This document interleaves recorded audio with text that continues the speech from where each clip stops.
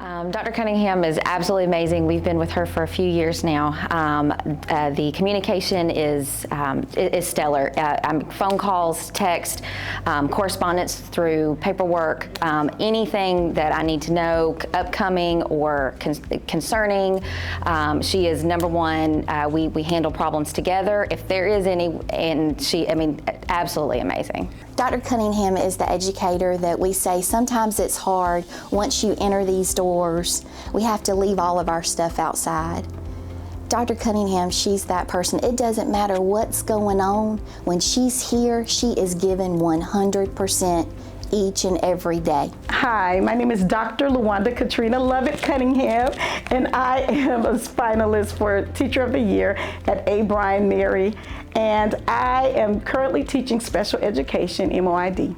Well, actually, you guys came the day after my son had been at the hospital all night, and so my hair was all I had my little hair up because I washed it and came straight on to work.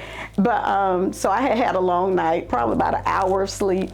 And so I was very excited and surprised to see you guys come through the door. And I asked my principal, I said, did you know they were coming? You should have told me, you should have warned me.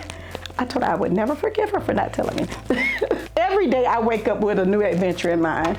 And I want the kids to enjoy school. I want them to be able to play and learn, because they learn through play. One of the goals I have later on is to work on a curriculum for children with special needs, because I think sometimes we think they can't do certain things, and so we try to make it simple for them. But when we actually can make it the same, but you got to have those high expectations. And if you make it fun, they'll come up to your expectations. And I've had kids, like at the beginning of the school year, I think last year we had 6 kids that weren't potty trained, but by the end of the year, all of them were. And it took some work, but it's rewarding. That's something I can see that they learn, and that's something they need for the rest of their lives. So that makes them independent. Whatever I can do to help them, that's what I want to do. She's open. She's open door. And we love her for everything she has done with our kids. And she'll give us suggestions and tidbits, and we would apply that at home. So we are together in the process, not separated in the process. So in essence, we're growing with Shelby, if you will. We're getting stronger as a family. Yeah. I think she's a great teacher. Just seeing her interact with the kids, seeing how she cares about them, just amazes me as a parent, because like I said, my child does have special needs, and I was concerned about dropping my child off in a school or whatever, because I'm an advocate for my son, so and she eases my mind when I know that he's safe in her hands. Because I think this is my call.